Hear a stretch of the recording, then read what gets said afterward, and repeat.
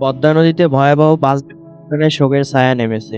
উদ্ধার হয়েছে অন্তত 26টি নিথর দেহ। হঠাৎ নিয়ন্ত্রণ হারিয়ে বাসটি নদীতে পড়ে গেলে মুহূর্তেই শুরু হয় প্রাণ বাঁচানোর মরিয়া চেষ্টার দৃশ্য চারদিকে।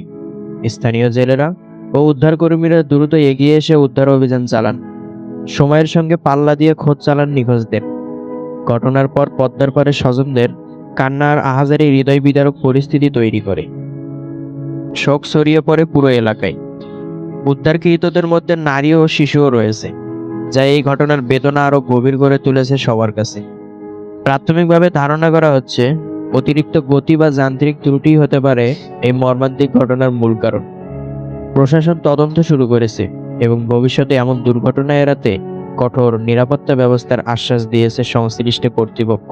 এই দুর্ঘটনা আমাদের মনে করিয়ে দেয় সড়ক ও নৌপথে নিরাপত্তা নিশ্চিত করা কতটা জরুরি এবং অবহেলার পরিণতি কতটা ভয়াবহ।